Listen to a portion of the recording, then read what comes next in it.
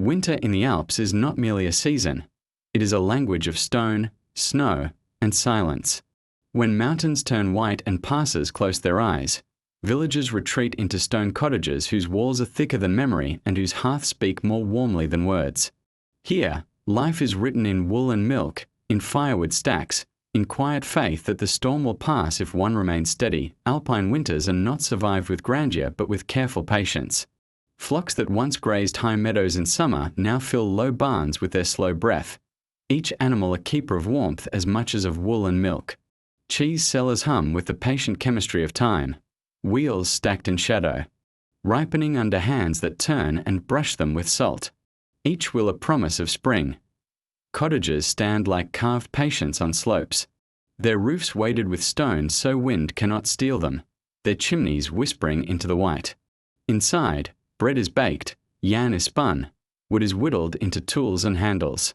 Snow outside erases paths, but inside, memory draws maps of survival.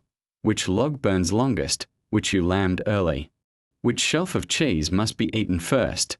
This is the quiet history of the Alps, not of emperors or battles, but of long winters survived by craft, flocks, and patience. Tonight, we step into this world together, not to rush, not to argue, but to listen. As snow falls beyond the stone wall, let this story settle around you like a blanket if you find peace in these calm explorations of forgotten ways of life. Don't forget to subscribe for more boring history for sleep. Each story is a doorway to stillness, a place to rest as time walks gently. A cottage in the Alps is not just a house. It is a fortress against silence, snow, and wind. The walls, stacked stone by stone, are more than shelter. Each block carries the memory of summer sweat when it was lifted from a field, dragged by oxen, or hauled on sledges before snow locked the passes. Laid without haste, the stones lean on each other with a patience born of mountain time. In summer, they are cool. In winter, they become anchors for heat, holding the fire's voice inside, refusing to let it wander into the blizzard. The roof, a second fortress, is made of wide timbers and heavy slate. Each slab of stone is set deliberately, not for beauty but for gravity's wisdom. The wind, which sweeps ridges and whistles through gorges, cannot take what has been weighted so carefully. Snow piles thick, muffling sound until only the chimney speaks. That chimney, dark with smoke, is the village's quiet flag, proof that fire still lives within, proof that the household has made it through another night. Inside, the cottage breathes in smaller rhythms. Firewood stacked along the inner walls not only feeds the hearth but insulates, turning logs into a second skin for the house. The hearth itself is wide, often lined with stone, with an iron hook or, when iron is rare, a wooden rack blackened by use. On this fire hangs a pot that never entirely empties, soup of roots, beans, barley, or whatever the autumn had promised.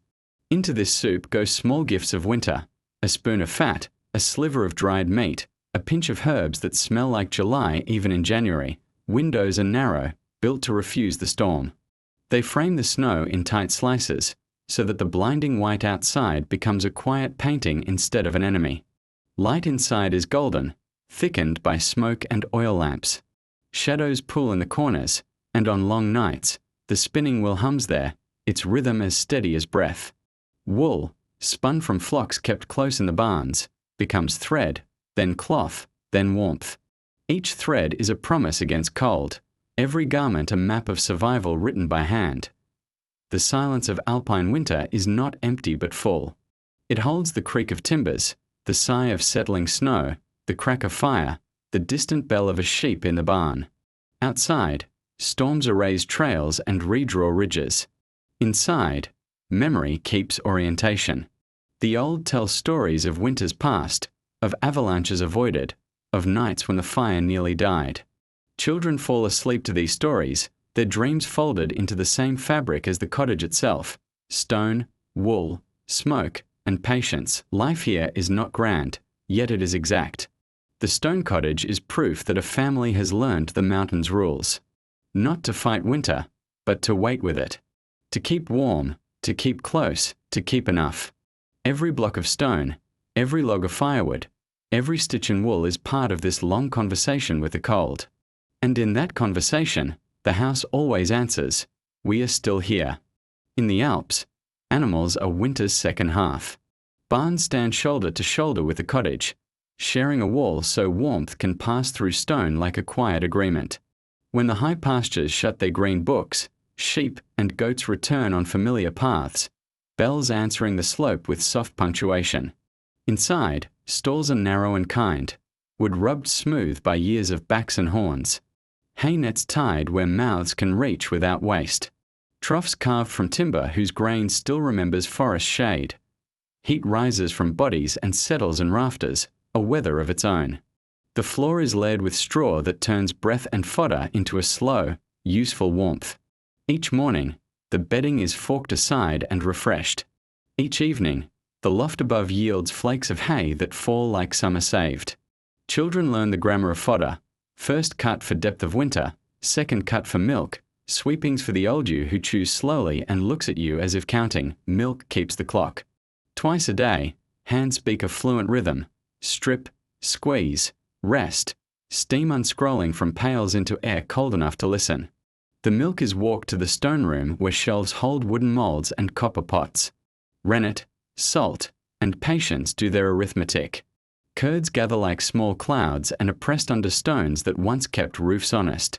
By noon, a young cheese is born. By evening, it is weighed and marked. A wheel remembers the day in its rind, a brush of brine, a turn, a stamp that is both signature and prayer for spring, wool is winter's other harvest. When hay forks rest, carders wake, teeth of wire or stubborn thistle squares that raise a soft weather from fleece. Spinning wheels hum the same tune the hearth sings. Yarn coils into skeins the colour of night smoke and cream. Needles click, not hurried, not lazy, writing garments that know how to hold heat and shed snow. In a corner, a loom stands like a quiet machine of time. Cloth advances a hand's width a day, which is exactly as fast as winter allows. The flock is kept by memory as much as by walls. A shepherd dog sleeps near the door and rises before sound does. It knows which ewe wanders, which goat negotiates fences, which lamb needs a hand under its belly in the small hours. Bells, large for lead animals, tiny for the shy, hang on pegs. Their notes are the village's music, even when the animals are only a wall away. If a storm laughs and steals the path between barn and cottage, a rope is strung along eye level. Hands follow it like a sentence that cannot be misread. Nothing is wasted because nothing is extra. Whey warms the pigs, whey washes the bowls, whey becomes soup when hunger laughs at pride. Manure is forked to a heap that smokes and shrinks, becoming soil that will read spring better than stones do. Hoof pairings, horn tips, bent nails from barn doors, each goes to a jar, a shelf, a someday task. Winter is a ledger written in small entries. Barns balance it with breath and milk and the loyalty of wool dirty night. The animals turn and sigh, salt blocks glint by lamplight, and the barn quiets to a low, even heartbeat. In the cottage, someone rubs cracked hands with fat saved from autumn, sets tomorrow's rennet on the sill, and listens. Through stone, the flock's warmth arrives as a promise. Keep turning, keep tending, keep enough. The mountain approves. It prefers houses that winter together, people, animals, milk, and work, each lending the other a little heat. Under the cottage, winter has a second horizon, stone cool and slow salt. The cellar is not large. It is exact. Walls dug against slope, mortared just enough to keep gossip out and moisture in. A small vent opens to the leeward side, barely a mouth, so air can wander without turning cruel. The floor is packed earth with a memory of summer. Above it, wooden shelves and stone slabs hold wheels that thicken the house's future one quiet day at a time. Milk arrives warm like a solved problem. In the kitchen, curds were set and pressed. Here, they learn weather. A brine tub waits along the wall, salted water dark as tea, copper-rimmed, patient. Each new will sleeps in it for hours or a day, according to size and season, short for fresh, long for winter hunger. The brine reads the rind, tightening it the way frost tightens cloth on a line. When lifted, the wheel shines wet and wise, then rests on wood where it will be turned and brushed until spring is a taste, not a promise, Humidity is counted by ear and knuckle. A drip at the far corner is welcome in January and scolded in June. If the air grows lazy, a bucket of hot water from the hearth steams in the doorway. If it grows bold, the vent is pinched with a cloth. Salt is kept in a burlap sack, stones on top to keep it from leaving. A brush of brine crosses each rind on a schedule the hand remembers better than any slate. Every third day for the newborns. Once a week for the middle children, monthly for the elders whose voices are already deep. Tools here are few and loyal. A cheese harp rests on pegs, its strings tightened with a wooden key. A curd ladle, broad, perforated, hangs above the brine tub. A wooden gauge measures wheel height at a glance. A turning board with smooth corners fits the palm like a familiar book. In a niche sits a lantern whose flame is taught modesty. Smoke stains the ceiling, not the wheels. On the sill, rennet sleeps in a bottle. Beside it, a cloth strainer dries into a map of last week's work. Time writes accents on the rind. Washed cheeses blush darker with each brushing. Natural rinds bloom small caves of white and grey that smell of wet stone and nuts. A knife takes a thin core now and then, the Cellars' way of reading progress without gossip. The taste moves from milk to meadow to winter's concentrated meadow. Hay, smoke, salt, and the faint sweetness of animals who ate sunlight months ago. Numbers are modest and correct. Shelves are named by need. The storm row, the market row, the neighbour row, the feast row. A chalk mark, a notch in the board, a wheel turned a quarter more to the north. Each is a letter in the sentence of enough. When a calf arrives early or a snow bridges the past too long. The cellar answers without drama. This wheel now, that one later. The small one as a gift because gifts keep roads open when roads are shut. Above. The house moves. Bread talks in the oven. Children recite sums. The dog resettles. Below, cool and salt do arithmetic that does not need watching. In deep winter, the cellar is warmer than the yard. In summer, it is cooler than the loft. The stone knows how to average a year. People only assist. A turn, a brush, a listen. The mountain approves. It prefers food that learns the slope before it meets a knife. On feast days, a wheel climbs the stairs like a slow moon. The knife walks its rind, steam lifts from soup, and a plate receives slices pale as cream or amber as late sun. Children taste patience as flavour. Elders taste weather kept in order. A heel returns to the cellar to age into a cook's secret, grated over polenta. Melted into soup that remembers meadow flowers under snow.by lamplight. The cellar looks like stored time, wheels breathing, salt dreaming, stone thinking without hurry. When the door closes, the air resumes its soft arithmetic. The house sleeps better because the hill beneath it is busy with quiet work, making spring while winter still speaks in white. Winter in the Alps does not ask for feasts. It asks for certainty. The hearth is the cottage abacus, counting out warmth in ladles and loaves, measuring hours in simmer and rise. Where passes are closed and snow edits every plan, meals become a discipline. Bread on schedule, soup that never fully sleeps, porridge that remembers milk and meadow. Food is not spectacle. It is structure. Bread has a calendar of its own. The great oven, stone-bellied, soot-wise, lives in the cottage or shares a wall with a neighbour, so heat never wastes itself. On bake day, the house becomes a workshop of quiet pleasure. The sourdough mother, fed the night before with rye or wheat according to habit and harvest, wakes in a wooden bowl as if the room itself were breathing. Flour is sifted through a willow hoop, salt is pinched with the same accuracy used for cheese brine, and water is warmed to the temperature of a calm wrist. Kneading is a slow conversation. Fold, press, turn, pause. Palm heels teach gluten to behave. The dough answers by becoming spring with manners. The oven is prepared like a guest. Pine kindling and hardwood billets burn down to a white ash bed while the stones learn to glow. A hand held at the mouth counts to 4. A slip of flour thrown on the floor of the oven browns in a breath. Too fast and the door waits, just right and the loaves go in. With iron scarce, a wooden peel and a broom of damp twigs do the work of metal tools. Door shut, seam sealed with a strip of dough or a rag. Heat settles. The village knows the hour by the smell alone. Crust arriving, browns deepening from pleasant to true. Loaves are a week in shapes. Dense rye that outlasts storms, lighter wheat for festival or for the mercy of a travelling trader, ring-shaped breads that dry and keep, to be softened later in soup. Some are stamped with a wooden seal, a ram, a star, a cross, so families will not quarrel at communal ovens. When they emerge, crusts sing, a crackle that says stone and heat have agreed. Loaves rest on racks where draughts can take their steam without stealing their hearts. Children tap the bottoms and listen for hollow grammar. Elders nod, because this sound is a winter's reassurance. Between baked days, the hearth's-copper pot keeps company with time. Its hook is a pivot, its lip dented by decades of tasting. Morning begins with water and a fistful of barley or polenta, swelling slowly while embers remember to glow. A ladle of whey turns the mixture into kindness.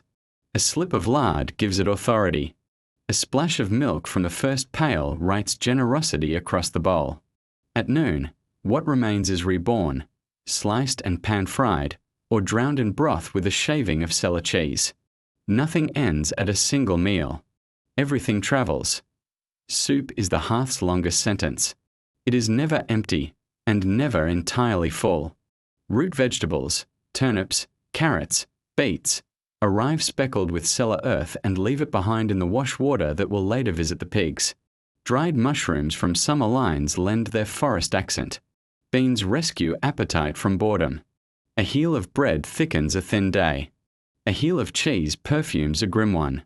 If someone falls sick, garlic and thyme step forward. If a neighbor lost a ewe in the night, the ladle goes a little deeper for the bowl carried away across snow.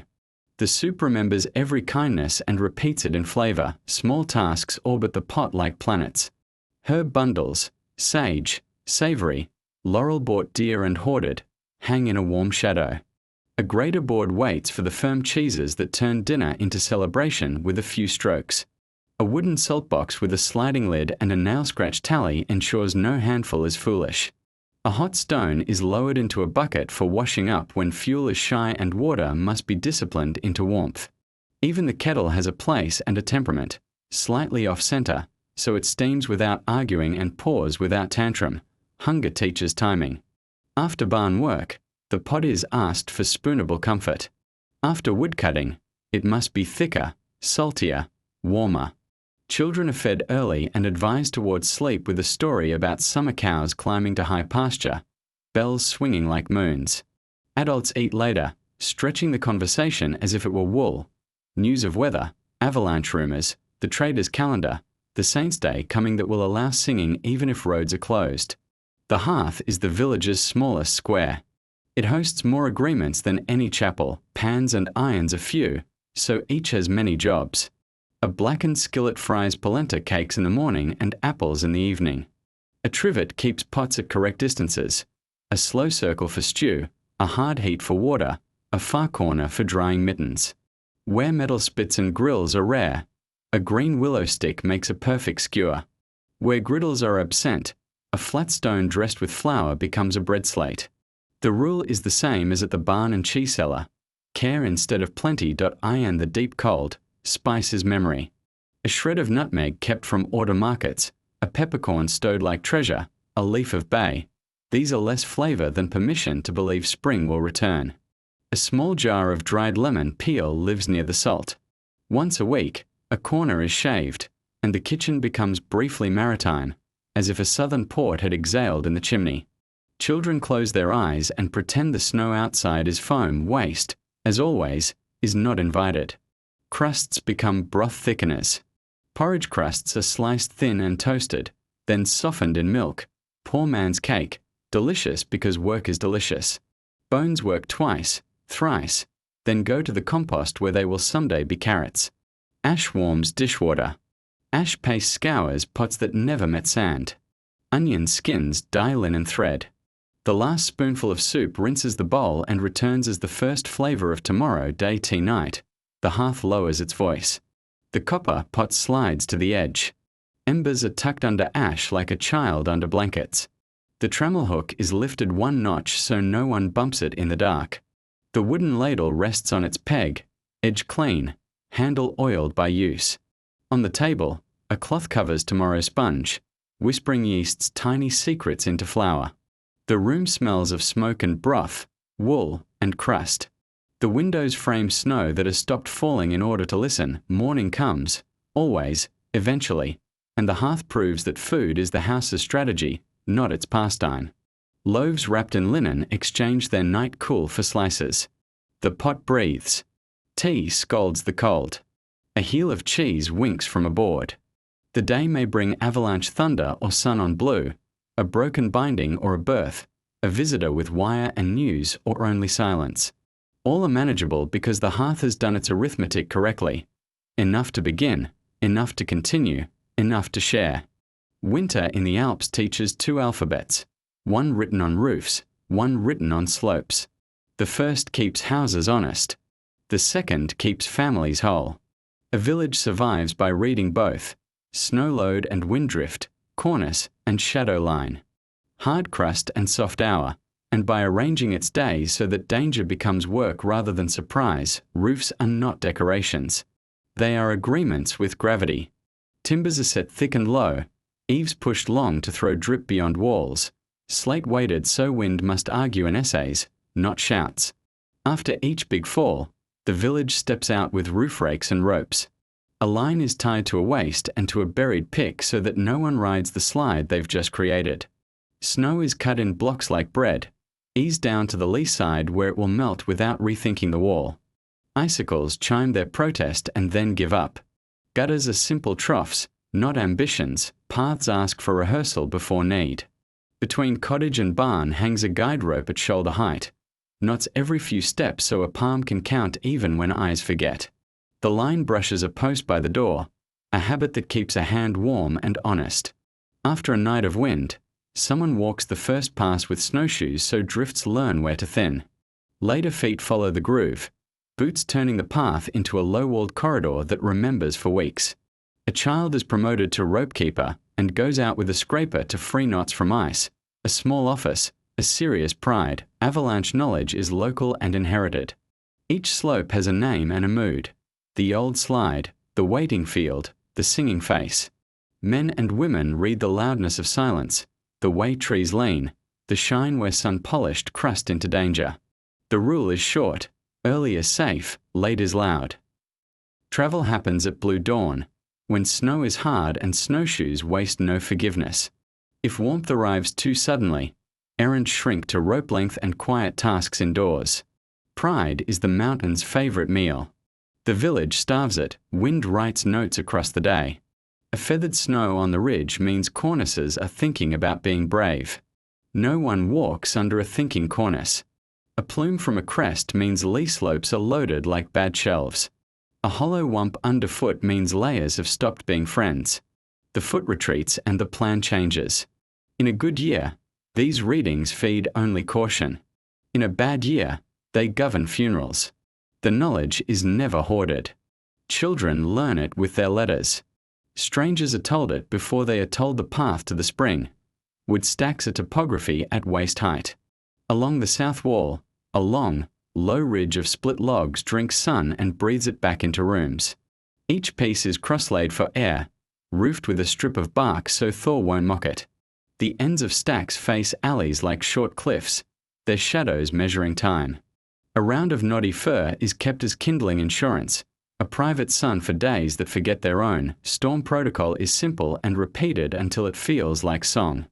Before, bring in water and wood, lay the peel and the shovel by the door, check the barn line, bank the fire and dampen the oven's mouth. During, keep the rope clear, open the door slowly like a book, not like a door. Listen more, speak less. Put a pot under the drip so the ceiling can tell you if it's thinking wrong. After, find the chimney first, then the animals, then the path to the neighbor. Shovels work in pairs because the mountain respects duets over solos. Bridges forget themselves under snow. A probe pole lives by the door, 3 paces long, ash or larch, a feral if the village can spare it. Each crossing gets 3 tests, upstream, center, downstream, before weight commits. If the river's voice is too loud under ice, You walk upstream to the place where stones stand like brown shoulders and the channel behaves. No one who learned this rule young argues with it old. The church bell is a tool as much as a comfort. 3 long strikes mean slide heard, help needed. A scatter means wind-shattered roof. A slow, even toll at noon says paths open, ovens hot. Bells turn weather into grammar. Grammar keeps panic from wasting breath. In houses too far to hear, the lantern rule applies. A lamp in the window at dusk means we are fine. 2 means we need hands. Dark means rope first. Questions later. On sudden thaw days, water becomes a guest with luggage. Gutters are lifted. The melt trench reopened with a mattock at shoulder height. Paths rutted deeper so streams choose them instead of doorways. The cheese cellar is checked for weeping walls. A bucket of lime waits like a sermon for moss that mistook a corner for pasture. Children float bark boats in the alley and report the fastest route to the garden where the flood always tries to go first. Night reduces the world to rope, door, barn, and stars. Inside, floorboards remember wet boots. A broom of juniper convinces the smell to be evergreen instead of barn. Someone oils the shovel handle and hangs it where hands will find it at 3 in the morning. The kettle lists tomorrow's jobs by steam. Roofs, path to the spring, the drift that always grows a lip near the chapel steps. The mountain quiets, not because it is done, but because it has paused to turn the page. The art of keeping paths is the art of keeping days legible. Roof lines trimmed, ropes honest, stacks fed, bells read. Small exactnesses that add up to a winter that behaves. The cottage sleeps under its slate and snow. The barn breathes. The cheese cellar cools. The village waits within its low white walls like a book marked open. Morning will come with its sums. The people will answer in tidy numbers. Clear, safe, enough. Cheese is one pillar. The others hold the house just as quietly. Smoke, salt, sour, and soil. In Alpine winters, the pantry is not a single room but a constellation. Smoke-black kitchen rafters. A pickling corner. A root bin dug against the slope. A small wine and vinegar nook. And shelves that speak in jars and twine. When passes close, you eat the memory of summer and autumn by methods that make flavor into time. The smoke room does 2 jobs, cooks today and keeps tomorrow. In cottages where the chimney draws modestly, or not at all by design, the kitchen beams are brown as bread crust, glossed by years of slow fire. From those beams hang what the mountain calls patience, speck and hams rubbed with salt and juniper, bresserola darkening to a polite wine red, sausages pricked and turned so air can learn them evenly. Spruce and beech give a smoke that is clean and unhurried. A twig of juniper, bay, or thyme writes a small poem. Fire never roars, it thinks. Fat drips like thin candles and is caught to feed lamps and pans. Children are sent to rotate strings, not to steal, not to burn, but to learn the tempo of cure. Salt is a rock that behaves like a season. Where trade is kind, there is enough. Where it is shy, salt is measured as carefully as blessings. Crocks hold brines the color of old straw. Shoulders and bellies sleep there by weight and day, then rise to meet smoke or air. Brine beans and pickled turnips stand nearby, turnips cut into moons, kraut barrels packed with cabbage, and sometimes apples, under a weight stone that creaks when you lean your ear against it. The barrel sings in tiny voices. That is good ferment doing quiet algebra with winter. Sour is a shelf of insurance. Sauerkraut tastes like summer translated. Pickled mushrooms, boletes and chanterelles. Smell of forest even deep in snow. Beet kvass wakes dull days. Apple vinegar wears a mother-like lace and fixes everything from glass to throat. A genepi jar, flowers caught in spirit when the high meadows were gold, makes medicine that warms in drops, not gulps. Nearby, bottles of arnica and St. John's wort rest like small suns for bruises, and the long grammar of ache soil keeps the pantry's third promise. Against the uphill wall, a root clamp or earth-lidded bin holds potatoes, carrots, beets, parsnips, each nested in dry sand or straw so they do not argue with each other. The door opens rarely and gently. A lantern wakes just enough light for a hand to find the oldest first. Turnips tell the truth about frost with their skins. Potatoes speak in eyes you pinch away. On a hook above, dried pears and apples, the Kletzen, hang like brown bells. On feast days they dive into bread dough and rise in fruit loaves that make the kitchen remember September. Grain is stacked like a treaty with spring. Rye sacks sleep on planks, off the floor where damp likes to speak. A sack of polenta, maize, leans nearby, newer here than rye, but welcome. Buckwheat keeps its own counsel and lends its dark seriousness to pancakes on days when work outran appetite. A flour bin has a carved lid and a small scoop that never leaves it. Fingers test coolness and stiffness the way weather is tested at the door. In a jar, linseed, ready to be warmed into a poultice or ground into a bread that stays kind for days. Fruit lives twice. Fresh becomes dried, dried becomes stew. Ropes of chestnuts that fell like rain in October now turn up in pans with milk and salt. Dried plums and apricots, rare, celebratory, traded dear from lower valleys, appear on saints' days and weddings. Syrups wait in dark bottles, elderberry for colds, pine for cough, rosehip for the kind of tired that soup cannot correct. A corner shelf holds jams and preserves that summer turned into jewel jars. Currant, apricot, blackberry, each labelled by hand or simply remembered by colour and position. Third from the left. Second shelf, for when the baby's teeth come. For when the neighbours you fails at milk. The tools of this galaxy are few and exact. Crooks and hooks at head height. Butcher's cord waxed with tallow.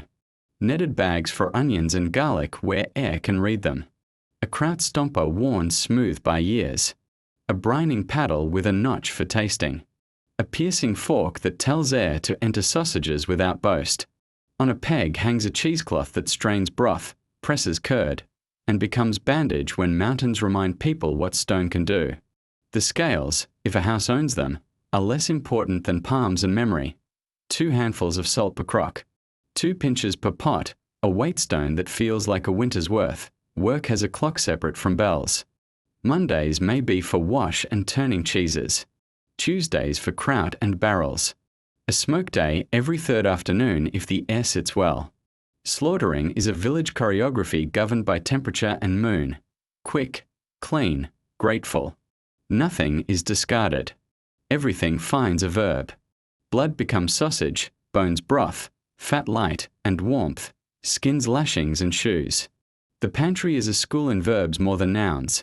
Hang, turn, brush, skim, burp, taste, seal, store, share. Sharing is not charity but architecture. A jar walks across the lane not only because someone is sick but because roads stay open when gifts travel. A knot of sausage, a plate of case noodle left on a sill, a crock of kraut exchanged for a scoop of flour, trade within a storm. When a shepherd arrives at dusk with news of a drift that grew teeth near the pass, the pantry answers, a bowl, a slice, a cup, a rope of dried fruit for his pocket. Smell is the ledger you trust most. The good smoke, not bitter, not bragging, means the fire is telling tomorrow's story properly.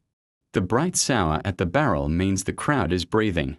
A sulky sour means it needs a stir, a weight shifted, a cloth rinsed in hot water and salt. Earth cool at the root bin means sand is dry and tuber's content.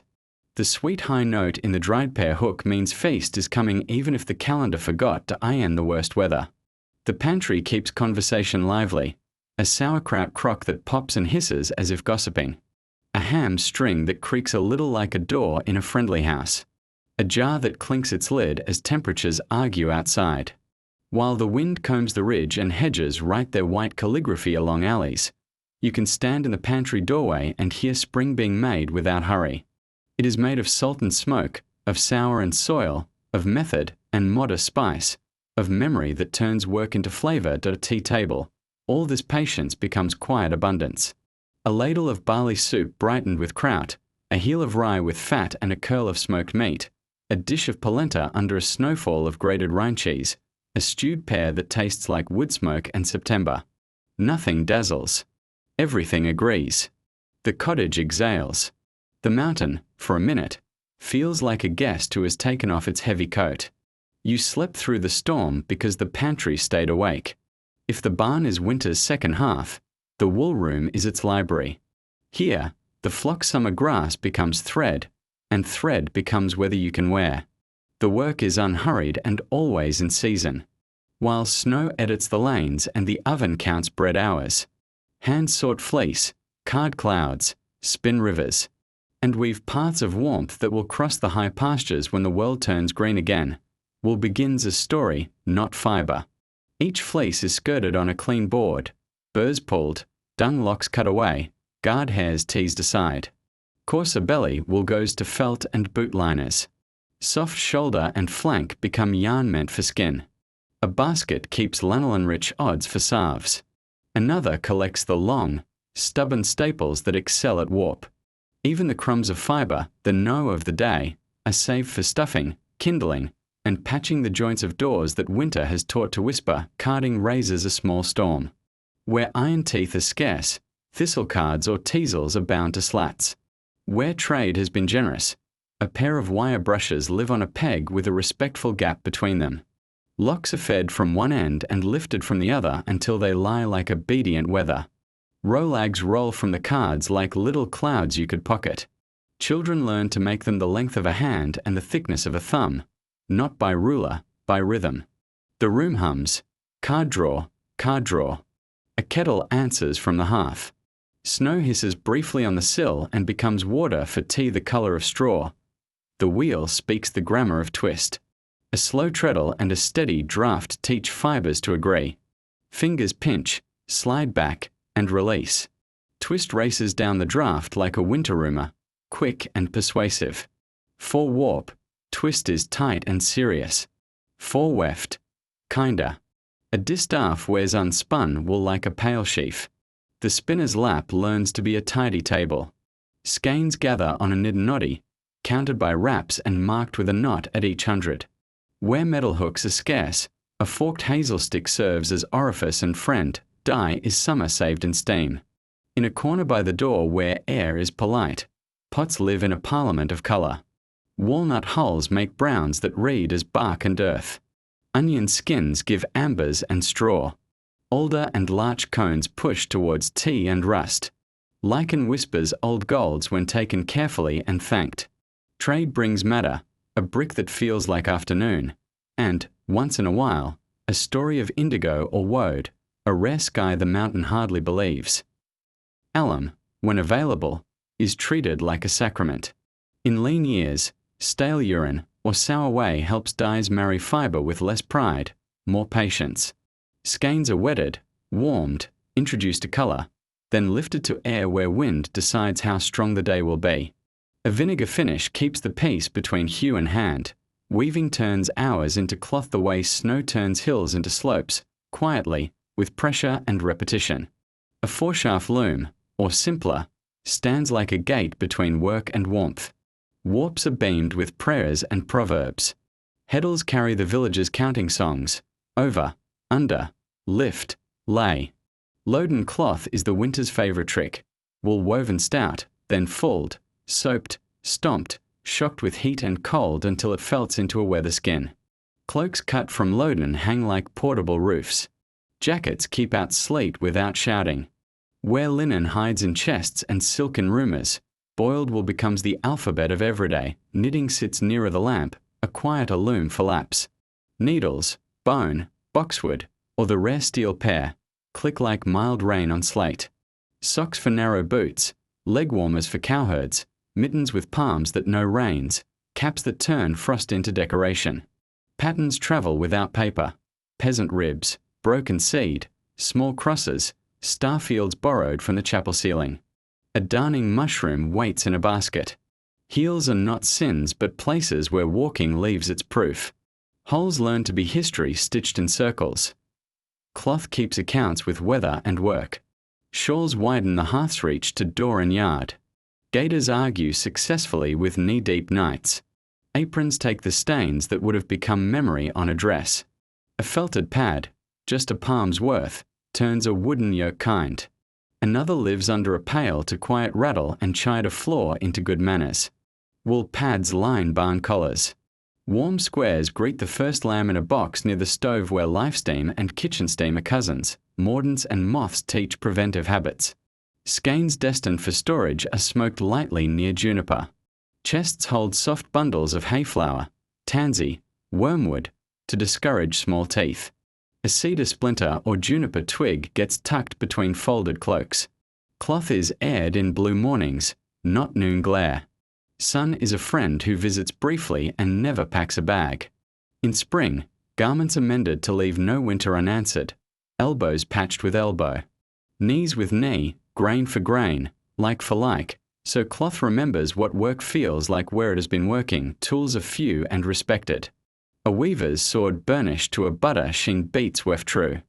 A shuttle glides like a swallow from hand to hand. A swift opens like a wooden flower to hold skeins for winding. A skein winder counts yardage in clicks and hums. On the wall, a thread chart made of tassels shows the house palette.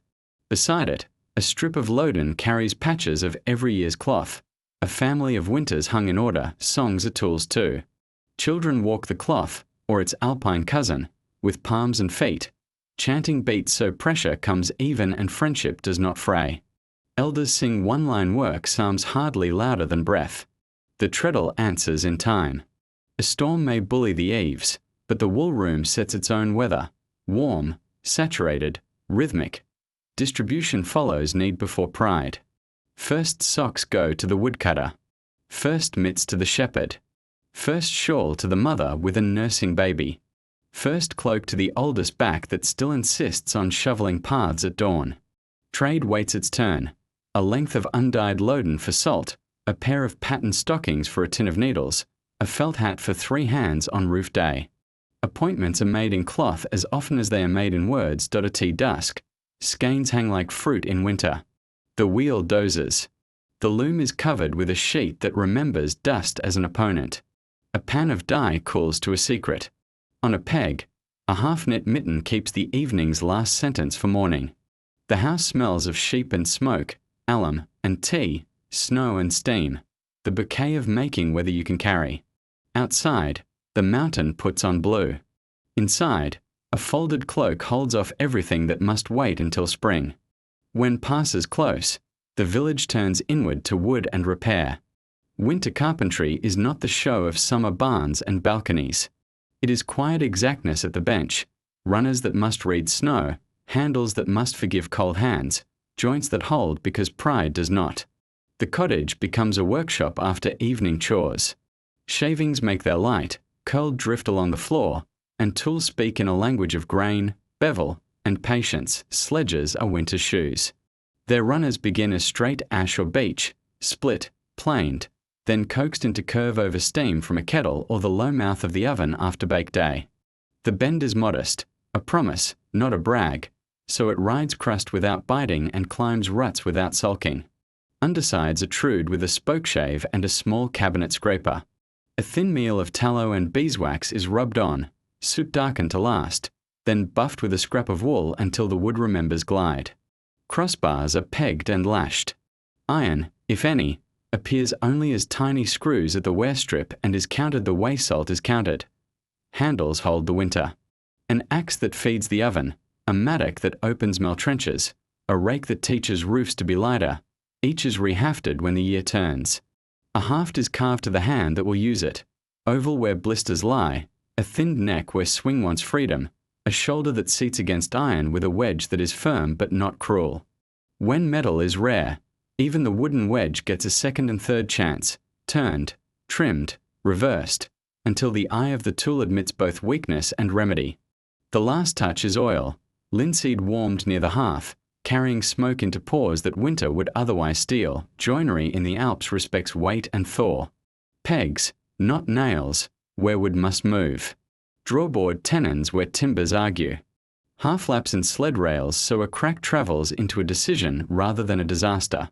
The shooter board lives on the bench for planing square ends when firewood racks or pantry shelves need to stand level under loaves and jars.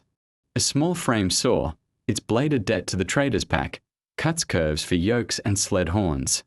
When the blade dulls, a stone and a prayer bring it back twice more than it deserves. Coopering belongs to the slope's hunger for order.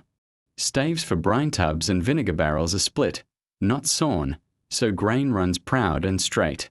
Edges are jointed to a whisper until hoops persuade them into circle.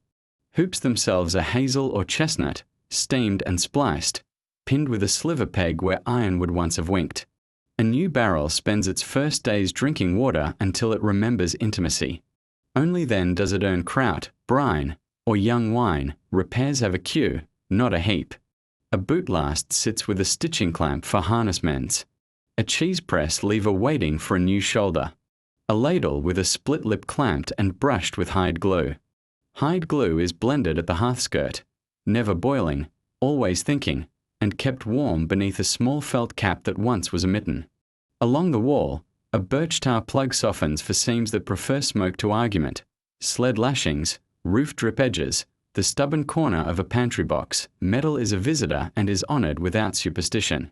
The file sits in a wooden sleeve, taken down like a bell rope. Draw, lift, draw, lift. The brace and bit cut clean holes for pegs where green wood would split under nail.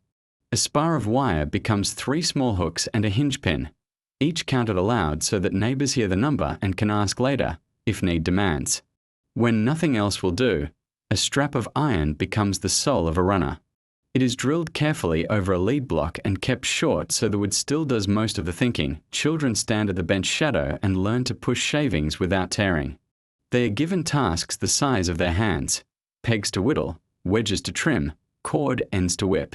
Their first success is a broom handle, round enough to please a palm, straight enough to please a wall. Their second is a stool with 3 legs that agree with each other and the floor. They learn that a bench hook saves fingers, that a fence on a plane saves time, that sanding hides sins but sharp edges prevent them. Sound is the workshop's clock. The spokeshave whispers, the plane answers in a longer vowel, the mallet taps in slow threes, the chisels breathe against green beach like polite animals. Outside, a storm rehearses. Inside, measurement behaves.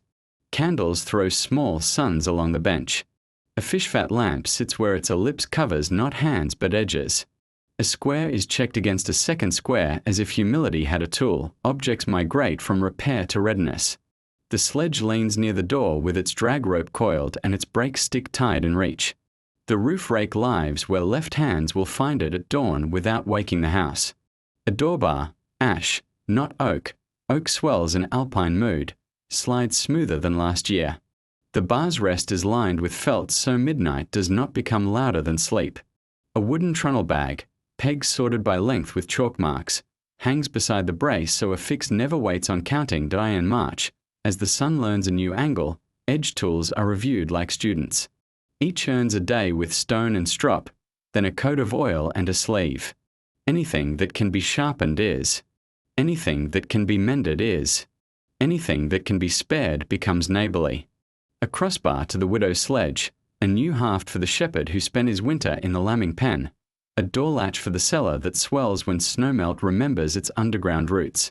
The mountain keeps score quietly and in your favour when you repair more than you replace. Night gathers.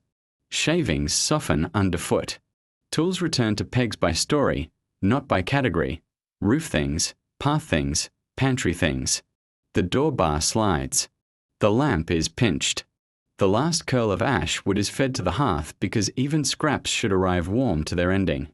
In the morning, the sledge will slide and the rake will teach roofs their lightness again. Joinery will hold and the path will stay readable. Winter respects work that is exact without being proud. Winter has a second calendar hidden inside it, lambing and kidding. While storms erase paths and chimneys keep their thin blue sentences, the barn becomes a maternity house, and the village's patience turns from wood and stone to breath and milk. Birth in the Alps is not a spectacle. It is work with warm hands, exact, modest, and repeated until spring can be trusted to continue the story. The night watch starts before dark. Stalls are bedded deep with clean straw. A corner near the inner wall holds a low box lined with felted wool for the first, shaky hours. Lamp hooks are checked. Light must live where hands will be, not up among rafters where it flatters shadows. A rope to the cottage hums in small gusts. Mittens hang already warming over the line. A pail of hot water waits with a cloth as if it were a guest. The shepherd dog sleeps lightly, ears counting footfalls. Ewes and nannies show their quiet signals. Pacing, pouring straw, a long look at nothing, milk bag thinking aloud. The barn learns to hold its breath. Hands wash in steam and soap. Knife sleeps point down in its sheath. Cord and thread stand ready for a tether that may need shortening. Salt sits in a small bowl for the mother's first taste, strength disguised as a lick. Rennet and a clean pail wait nearby, because milk has opinions when it first arrives and must be heard properly. Birth is slow arithmetic. The water bag shines like a lamp held under snow. Feet appear. 2 and a nose is the sum you want. If the equation argues, an elder's voice keeps time. Breathe, wait, help. Help is a small thing. One hand cupped, another steadying, a turn when a shoulder asks politely. The barn warms 5 degrees on such nights, not by fire but by attention. When the lamb or kid spills into straw, the world shrinks to steam, voice, and heartbeat. Towels are wool and old cloth, never proud, always clean. The mother does the first work, licking, counting, murmuring, while hands clear the little nose and lay a body into planning heat. A withered lampswool pad, saved from the loom, sits between belly and earth. A warm stone wrapped in cloth becomes a temporary sun at the box's corner. If colostrum is shy, fingers strip the first gold into a cup and the smallest mouth is taught its job, not tug, but squeeze. The grammar of milk that goats and children both learn after mistakes. The flock learns the new voice quickly. Bells on pegs stay quiet. Soft bleats fit themselves into the barn's low echo. The dog relaxes into a curled comma. The cat invents a serious stare from the hayloft rail as if auditing the procedure. A child is promoted to lamp bearer so that someone can see a line of blood that needs rinsing or a cord that needs tying twice. There is no hero here. The barn distributes heroism the way it distributes heat, thinly, evenly, enough. Trouble, when it visits, is handled, not dramatized. A kid turned wrong is rotated like a jar in a cellar, slow, kind, confident. A stubborn cord is tied with clean thread and checked by nose. Smell is a ledger that never lies. If a mother refuses her own, rare, but winter makes sharp edges, a cap of the mother's milk on the lamb's back tells the story to her tongue. Usually, the story is believed. When belief fails, a tethered box near the hearth waits inside the cottage. Goatling by the stove is a phrase spoken without surprise. Afterbirth is swept and carried to the edge of the wood. Gift to foxes and ravens, payment for how many mice they have already taken from the grain. The stall is raked, the floor dusted with lime if the village owns it, or ash if it does not. Clean straw mends what the night's work has scuffed. Hooves are counted. Mouths tested again. A second latch, a longer drink. The mother gets warm mash. The watcher gets tea the color of rope. Milk changes the timetable at once. The first milking is not harvest but a check. The second is arithmetical. How much for the lamb? How much for the pail? How much for the pot that will be cheese by noon? Colostrum is kept separate, fed to the weak, saved in a small jar for another night's emergency, honoured like a spice more precious than pepper. The cheese room hears the news. A new tub is rinsed hotter, the rennet measured with a happier hand. Names arrive slowly. In houses that name animals, lambs earn syllables after a day or two, when legs settle and appetite proves serious. In houses that count instead, notate in chalk on a beam, 2 ewes, 1 goat, early, 1 late, watch. Either way, the barn's math is now addition. Blankets, really old shawls, hang over stall fronts for a week. Once a day, the young are carried to the door, introduced to cold in seconds-long greetings with weather. Lungs learn their letters. By dawn, the rope to the cottage carries lighter steps. Mitts steam on the line. Boots thaw their opinions beside the door. Someone lays a palm flat on the stall's warmest post and leaves it there as if reading news with skin. The house receives the story. Porridge a little sweeter, hearth built higher, bread sliced thicker.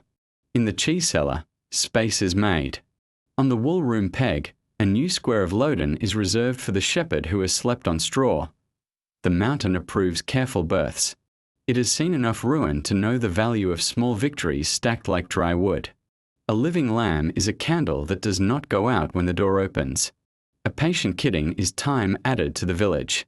With each new voice, winter becomes more plural and less long. Bells ring again in a day or two, not loud, just enough to say anew what the barn already said last night. We continue. On certain blue mornings, the valley wakes to a sound like we're thinking. Bells not from flocks, but from sledges, small copper voices tied to shafts so that corners hear you coming. When the passes are shut to wheels and hooves, the Alps lay down another kind of road. Snow hardens into avenue, rivers freeze into grammar, and villages string themselves together with white lines of intent. Trade does not stop for winter. It changes gait, loads are modest and low, nothing tall that would play with wind. A sledge's manners are taught by rope, breast rope for the puller, a tail rope for the helper at the rear who talks to gravity in short sentences. Burlap, loden, and hide wraps turn baskets into quiet shapes. Cheese wheels sleep in straw collars, brine turnips in bark-lined tubs, speck wrapped like books. In return, the path will bring salt, thread, lamp oil, perhaps a miracle like a small iron kettle or a roll of tin that will become a dozen winter solutions. A ledger stick rides under the lashings, tallies cut in its side so numbers do not blow away, morning decides the safety.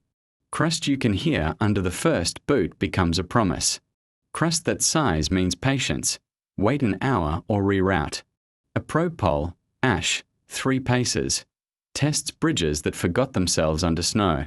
3 thrusts, upstream, center, downstream. Answer like a catechism before the first runner commits. Cornices get the space they demand. Lee slopes are skirted by tree line, where snow is stitched tighter by roots. The old rule walks with everyone. Early is safe, late is loud. Wayfinding is made of agreed signs. A branch hung with a twist of straw means thin ice, keep left. 2 birch wands crossed on a fence mean wind slab above, not today. Chapels add their own grammar. A lantern in a window at dawn says ovens are hot. A lantern burning through late morning says we ask for hands. The bell of noon tolls slow and even when paths are open. In trouble, the bell changes vowels, drawn out and low for slide, quick and scattered for roof. Sound ties distances into something like neighborhood.at the market, often no more than a cleared apron by a chapel, sledges nose together and become tables. Bark mats spread, lids come off, steam from kettles draws a circle of reasonable warmth. You weigh by feel and fairness, a coil of bast cord against a jar of kraut, a pound of Rhine cheese against a hank of dyed wool. 2 hooks, rare wire, careful bends, for a small sack of maize that will make polenta days taste like gratitude. The file visits knives and then goes home wearing a new bark sleeve and 3 promises. Roof help in thaw. A day at haying, a seat at a christening, repairs are performed in public so knowledge travels faster than paths. A runner fox-wedged with green willow. A brake stick trimmed for better bite. A crack in a tub stitched with tarred thread and stroked with warm pitch. Someone has brought a shuttle of tin. It turns into lamp collars, spoon patches, and a mirror the size of a palm that can catch sun next to a child's laugh. News arrives with the same economy. The pass wind has a new habit. The cornice at Raven Face broke twice last week. The miller's axle is sulking and wants a smith when the world remembers iron. Lunch is a gentle feast of small things. Porridge with grated cheese that smells like a summer barn. A slice of speck folded into bread so thin the day shines through. Pickled mushrooms that taste of dark spruces. Tea that remembers berries. Someone always opens a jar too soon and is forgiven because forgiveness keeps roads open. Old people sit on sledges like thrones. Toddlers learn the shape of a wooden spoon that has met a century of broth. Dangers are spoken plainly and no one is offended. You are too high on the lee. Your load will swim if you meet the river wrong. This rope is proud. Make it hum instead. Pride is winter's favorite food. The market starves it with advice, laughter, and demonstration. A stranger is not told what to do. They are shown how the valley does it, and then handed a rope as if handed a name, leaving is ritual and checklists. Lashings tighten to the rhythm of a counting song. Bells tied so they speak but do not argue. Tail rope laid where a hand can find it without looking. If wind rises, The column breaks into pairs. One sledge behind another, ropes cross through hasty bridles so a fall in powder pulls help rather than silence. Guide poles spaced by habit mark the long white back to the village. Dogs wear frost on whiskers like medals and choose the right groove without being asked. Twilight paints the road blue and silver. The last bridge answers the probe with a good knock. The chapel's window is a gold button sewn to the slope. At the cottage, sledges tilt and sigh. Goods walk to their places, salt to the shelf, thread to the peg, oil to the dark corner that becomes summer for a flame. Debts are spoken aloud so they remain soft. File home Thursday, roof day promised. Hooks paid in stew and a day at the press. Children untie bells and listen to them once indoors, just once. A memory, then hang them by the door so the house can find morning. Night takes the road back, folding it into starlight and drift. Inside, the kettle boasts and then becomes shy. A sledge runner leans by the hearth, thawing its dark. The mountain keeps its counsel, as it does, but the village knows the tally. No one missing, nothing wasted, enough for a week, enough for a neighbour. On the stick by the door, a new notch. Market day done, winter shortened by the distance between two good fires. Alpine winters last longer than a person's patience, so the village borrows patience from ritual. When work pauses and paths hold their shape, warmth is kept not only by wood and wool but by company arranged into customs. Bells and candles, stories and carols, hands that do not idle even while they rest. The chapel and the kitchen divide the week between them, one for quiet promises, the other for loud bread, and between the two. The valley remembers how to be plural when a mountain tries to make everyone singular. Chapel light begins before dawn on holy days, a button of gold against the blue. Stone walls hold back the wind. The door opens to a small weather of breath and beeswax. Lanterns stutter at first, then steady. Straw stars hang over the nave. A wooden saint wears a cloak somebody mended because paint cannot warm wood but cloth can. A copper basin stands at the back, fogging gently. The pews creak like spruce in frost. Bells move the village on a rope of sound, slow for ordinary days. Faster and higher for feast, and even houses too far to hear read the glow against snow and know when to button coats. Singing is a tool for evening and weather. Winter hymns travel without paper. A leader starts low and the room learns its pitch in a breath. Children are folded into the middle of the sound like embers into ash. Elders carry the high thread that remembers older winters, older snows. Outside, the cornice frowns. Inside, harmony draws a safe roof under a stone one. When the last chord rests on the rafters, someone blows out a candle with 2 fingers and a whispered thanks, because smoke should climb politely in small rooms. Feast days dress scarcity like hospitality. A pot is carried to a threshold and becomes public. Barley and beans with a bright bone and a hidden heel of cheese. Polenta sliced and fried, then snowed with grated rind. A plate of krapfen or thin anise biscuits that taste like laughter turned into sugar. No one hosts alone. No one eats alone. The chapel square remembers markets and harvests. In winter, it becomes a shorter market of kindness, only cups and spoons, no accounts. When hands are done, bells return the day to the ordinary with 3 plain beats like the sound of a door latched. A tea home. Evenings prefer company. Stories are work that the mouth does for the hands. While knees mend socks and palms turn skeins into balls, somebody carves, a spoon with a swallow's tail at the handle. A nativity figure who will stand in straw until spring, when he will go back into a drawer that smells of cedar and crumbs of incense. Another pair of hands laces bobbin threads into a margin of winter light, white on white that will frame a Sunday shirt when grass returns. Children play merrills on a board scratched into the table's end. A metal button stands in for a missing piece and thus earns a name, illness and ache visit, as they must.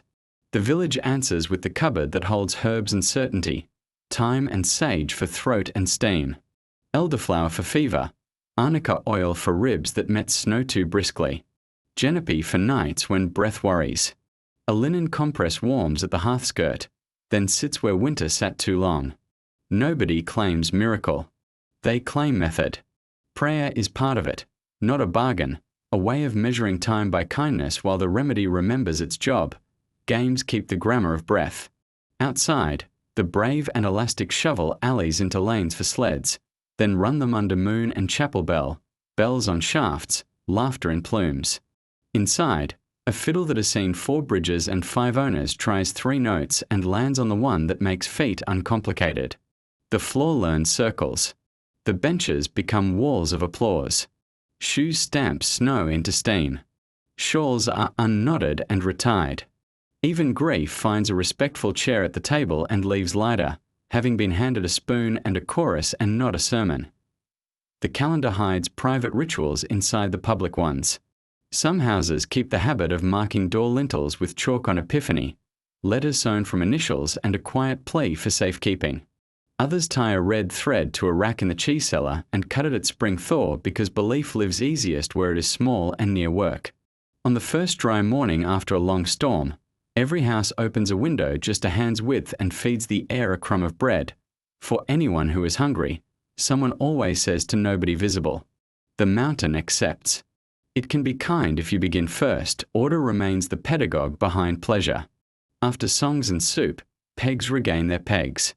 Lamps are dressed for the night with a trim and a sip of oil. Shoes turn to the door so morning finds them obedient. A child recites the peg litany, rope, rake, file, ladle, touching each in turn, and is promoted to night latch because small authority grows large warmth. The last job is a village one. 1 person in 3 takes the bell rope at the chapel and tries it once. Gently, the valley's way of checking that its voice is still there. Snow does its slow arithmetic against the pane. The window draws ferns and feathers again. A breath clears a circle the size of a coin, and the sky answers with more blue than black. Far above the roofs, the ridge blows a veil westward. Cornices sew themselves for tomorrow's lesson. But inside, a repaired spoon dries on a cloth. Lace advances a finger width. A carved saint gains a new sleeve of paint from berry dye mixed with a breath of boiled linseed. A story reaches its old ending and gets a new last sentence. And we were saved because someone knew where the rope was hung. When lamps are pinched, heat remains because voices were warm. The chapel's ember light fades behind stone. The square is only snow and a fence post that has learned to be a sundial in moonlight. Houses tuck their grammar back into pegs and shelves, and the village sleeps like a choir that has laid down its notes but kept its pitch. Morning will ask for shovels and steam again. Evening will answer with bread and bells. Between the two, winter cannot make a habit of loneliness. Winter does not leave the Alps. It loosens. First by sound, roof drips counting slower than clocks, snow settling with a cat's sigh on the north wall, the creek speaking vowels again under its thin blue glass. Then by smell, wet stone, old smoke rinsed by mild air, hay lifting its head in the loft. The village learns to live between tenses, still stoking, already untying, still sledging, already oiling pack saddles, still grating rind over soup, already tasting green in the steam. Paths widen from grooves to alleys of wet. The shoulder-high rope between cottage and barn becomes a hand-width guide, knots freed of their winter armor by small knives and the sun's new temper. Shovels trade edges for pushes. Brooms of birch twigs take the stage, combing slush into channels that remember where water ought to go. A child in high boots takes command of a lantern run at dusk, checking culverts, tapping the bridge where snow forgot it was not stone. Reporting back with boots that say geography in stains, roofs answer to posture. Slate shows metal, dull leaden smiles where ice once bit. Wooden shingles darken in tied lines. Rakes return to their pegs. Melt boards, planks set at eaves to carry drips away from walls, are seated true. Gutters wake with the patience of old men, coughing grit, then clearing their throats into the lane. Where damage shows, an eave chewed thin. A rafter that learned to bow, carpentry steps forward with quiet remedies, scarf, peg, tar, and a promise to do the loud fix after lambing and before haying. Barn work changes key. The deep bed of winter straw is lifted in layers, carted to the heap that smokes like a mild volcano. Floors cease sand and lime. Posts get a hand laid flat against them as if reading pulse through wood. Bells come down from pegs, are strapped and tested, a soft clonk in the palm, never on a stone. Lambs and kids learn the alphabet of yard and tether. Mothers rediscover sun as medicine and stand in it with their eyes half closed while small ribs hammer like hopeful drums, cheese rooms tilt toward the future. Whey from morning curds goes thin into pig mash. Rennets are pared and soaked, checked for clean scent. Brine is refreshed with a handful of salt that costs less now that the white road to market has done its work. A few young wheels, bravest of the winter, go kissing to the upper shelves, where air moves more and rind learns manners earlier. The brush that salted all season is replaced by one with new bristles. A small liturgy of change, tools migrate like birds. Snowshoes hang higher, webbing checked and soot smoked against moth and memory. Skis get a last thin meal of tallow and soot and then sleep with their mouths down, tips unproud. The sledge brake stick is cut shorter for spring softer snow. A pack frame is mended and trial fitted on the larger goat who will carry salt up and cheese down when meadows open like books. The file makes a small tour, knife, scythe, shear, singing once, not bragging. Water reclaims the village. Ditches are cut as if riding, with commas and full stops where gullies must breathe and where they must be reminded to turn. The lane's crown is lifted with a mattock, and a small boy is set to thrash a puddle until it finds the trench, work disguised as joy. The bridge's parapet loses its cornice. A willow wand is planted at the dangerous bend where a cart might think itself a boat in May. In the cheese cellar, someone listens, not for drip, which is honest now, but for trickle, which is disloyal. A dab of pitch, a new wedge in a sill, and the place returns to cool, not wet. Rituals keep pace with thaw. On first evenings when air does not bite the teeth, a window opens a hand's breadth and a crumb of bread is set for any passerby with feathers. On a Sunday, coats with juniper-stitched hems are shaken and brushed. Chalk marks on lintels are renewed or nodded at, depending on a house's habits. The chapel bell cleans its voice with water and rag. Its first bright peal in soft air threads through lanes like a sewing, talk turns uphill. The Alp names are said aloud, Staffel, Alpine, Plan de la Show, as if tasting them before tasting their grass. Tools for that other season start appearing from behind winter things, scythe snaiths and stone in leather for wetting. Rake heads with new tines. Salt sacks to pardon the cow's long climb. The transhuman's ledger is spoken at table. Who goes first to patch fences, who waits for a week of sun. Who will carry nails and who the extra rope because last year the gate's hinge argued with weather. Food answers the thaw with fortified lightness. Soup loosens. Broth brightens with first sorrel and chive. Sauerkraut steps back a little as fresh curd steps forward. A fry of casa polenta implies work has grown longer. A sweet omelette with a spoon of jam implies work has grown kinder. On the stove, milk skins are saved and dipped in sugar, edible paper that tastes like the end of a sentence winter had been writing since November. Dangers change clothes but keep their manners. Avalanches grow wet and slow. Roofs trade collapse for seep and sag. Feet that learned snow must now learn grease. The same rope that once taught a path now remembers a railing by the spring where stones are treacherous. Crampons, if a lucky pack ever brought them, hang idly while hobnails click a new punctuation on thawing rock. The probe pole shrinks to a walking stick. It still tells truths, only nearer neighbours turn outward together. A day is named for road mending. Another for bridge planking. A third for ceremony you can chew. Last krapfen fried before the oil rests for summer. Gifts walk both directions. A jar of kraut finished honourably exchanged for a basket where primroses will soon sit. A line of dyed will swapped for a wedge of the winter's best wheel, brought up to room warmth and then allowed its perfume. Debts, always in soft numbers, are cashed in work. Roof patch, fence line, calf watch while a mother gets a nap longer than prudence. Tea night, the cottage smells different. Wet wool that will dry by morning. Sap in firewood that has remembered it is wood before it is heat. A rafter's faint green breath where snow forgot to leave last week. The fishskin window writes less fern and more river. The moon rides lower, as if leaning down to count lambs. Someone lays out pack straps on the table and oils them. Someone else turns a wheel in the cellar just because the gesture has become pleasure. Winter is still present, on the ridge, in the yard's blue shadow, but it has loosened its fist. The village answers with open hands, ropes slackened, doors unlatched, benches dragged to the sunside of walls. The long patience of snow becomes the short patience of drip. The grammar of survival becomes the syntax of going. Soon bells will leave pegs for necks. Cheese will trade cool stone for wind on a scaffold. Children will run a slope where they had stamped a path. The mountain nods.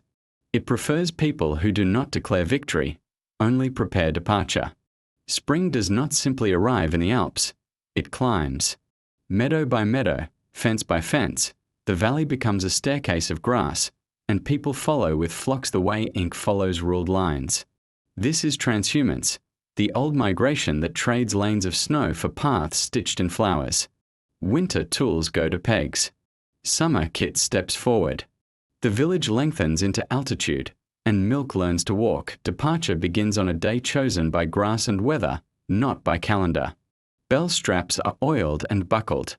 A new lamb learns the sound of its mother among a choir of copper. Packs accept their census. Salt sacks.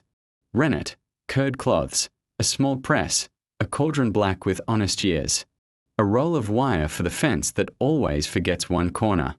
A packet of nails counted aloud so memory has witnesses. The herd leaves in an order that remembers personalities. Leaders first, the wide-thinking cow second. The poet goat last because she will climb rock to ask questions anyway. Paths are old sentences rewritten each year. Bridges of log and stone wake from snow. Causeways of slab crossbog like polite invitations. Switchbacks rise where the mountain admits them. In steeper gullies, a hand rope is slung from larch to larch so the milk in the udder keeps its temper. A child moves with a hazel switch that never strikes, only points the punctuation of the slope. Dog and whistle speak two dialects of the same grammar. Left, slow, back. Enough. The Alp hut appears like a truth you forgot to say out loud. Dark larch timbers. A roof of shingle weighted with stones. A pen of rails that learned patience in many summers. The door smells of old smoke and time. Inside, a sleeping platform, a shelf for salt and rennet, a beam for curd bags, the iron cauldron chain that makes a pivot out of sky. A trickle of water has already been taught to pass near the threshold. It will wash pails, cool curds, and speak whether at night milk becomes architecture by noon. Fire under the cauldron is built with split larch, orderly and low. Fresh milk warms to a temperature that fingers know without numbers. Rennet, measured in drops and patience, persuades the pan to become meadow again. Curds are cut fine with a harp or a long knife, stirred until they learn to grain, heated slowly so whey writes its golden paragraph around them. Then the lift, curd scooped into cloth and hoop, pressed under stone weights that have known the names of many springs. By evening, small rounds rest on clean boards. By morning, they will meet brine and turning and begin their apprenticeship to flavour. Fences are a verb, not a noun. Wire stretches where storms prefer to argue. Hazel hurdles walk to new jobs at dusk. A single floating post in a marsh reminds the flock what water means. Salt licks are set where hooves should not linger, bribing the curious away from avalanched slopes now turned to greasy slides. A frontier of bells patrols the ridge. Their notes sketch boundaries in the fog that language cannot. The pasture's botany is a cookbook. Gentian at the wet margin, alpine clover like red punctuation in green, arnica sunbursts that nobody plucks, time that flavors steps and later stew. Every plant writes itself into milk. Every week writes a new chapter. Early cheeses taste of snowmelt and shy grass. Midsummer wheels grow herbal and deep. Late season rounds carry sun-brown hay and a hint of thunder. The shepherd's palate becomes a calendar. Weather in the high meadows keeps off as hours. Sun until 2, then cloud, a rumour of hail, then a second sun that does not apologize. Work follows suit. Morning milking, pasture shift, curd set, fences checked. After the thunder's lesson, wood gathered, brine refreshed, a last walk of the line with dog and stick while bells write the minutes. On ridge days, a thunder prayer is said to nobody in particular, and tools are stacked so they can be counted with the eye in one glance. Nights belong to stars and steam. The hut's low lamp tells moths a story. Smoke goes out like a thread into a sky that has room for everything and you. A shepherd's bed is a stack of old blankets and new fatigue. Boots stand where they can be found in weather. On the shelf, a tin of manuka or mountain honey, a pouch of tea, a knife with a square edge for cutting cloth and sausage. The dog sleeps with its spine curved like a question mark around the door's threshold. Answer pending. Repairs travel with altitude too. A broken strap becomes a braid. A fence wire goes around a post twice and returns humbler. A cauldron ladle gets a new handle carved from rowan, for luck. The file walks cow, gate, knife, and returns to its sleeve. If hail bullies the roof, stone weights are checked and shingle wedges tap home with the back of a knife. If a goat reads the cliff wrong, a rope teaches safer literature. The mountain prefers shepherds who fix now and warn later. Visitors arrive from below like stories. A cheese runner with a pack frame trades salt and thread for wheels. A neighbor brings news of a fallen tree across the lower path and eats polenta at the hut door. Eyes never leaving the ridge where weather writes warnings in short sentences. A child delivers a letter burned on bark. Hay is high. Come down in 6 days. And pockets a rind and a laugh. Trade continues because roads are habits, not maps. Descent is another craft. After weeks, the green stair turns to gold. The bells lower in pitch as calves grow ribs and mountain grass becomes story rather than diet. Rounds are wrapped and tied. Curd bags are rinsed and left to sun. Ash from the cauldron becomes a ring around the hut to tell mice that summer is claimed, not abandoned. The path downward is cow-length gentle. Stones are stepped with care. The dog walks ahead counting danger and the absence of it. Back in the village, the cheese room receives summer like a harvest of round moons. Salt speaks. Boards accept. The cellar returns to its slow arithmetic. The bells hang up, straps brushed and stored. The hut on the Alps sleeps until next year. A sentence left mid-line. Bookmark a stone on the threshold. Winter will come, as it does, but the house will meet it with wheels that taste of flowers, ropes that remember footholds, and hands that have learned, again, the geography of enough. In the valleys, winter loosens but never fully leaves. Work learns to ride the edge of cold. Grain is the village's slow thunder, first in sacks and bins, then in bowls and loaves, and between the two stands stone moved by water.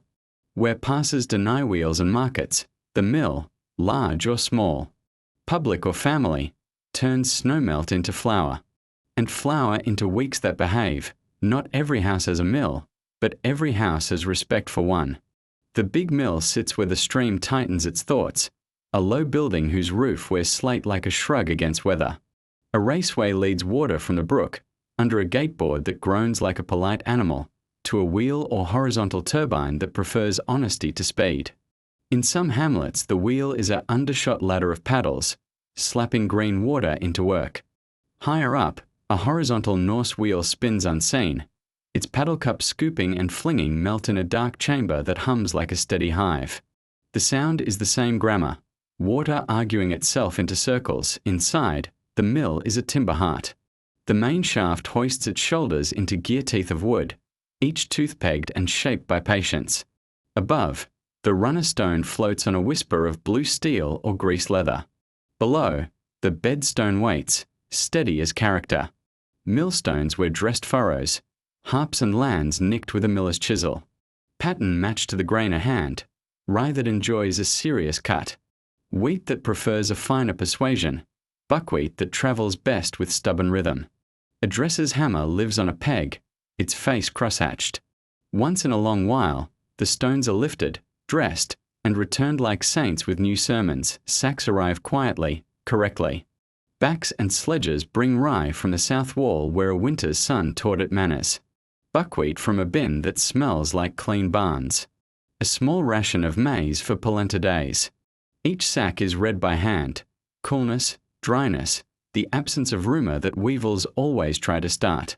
The miller weighs on a beam scale or by an older trust. A slate marks shares. Flour does not pay for itself today. It pays for tomorrow's bread day and the week after. The best mills remember a dozen ledgers and keep them all in calm chalk. Water is spring and danger in the same skin. The race gate is a teacher.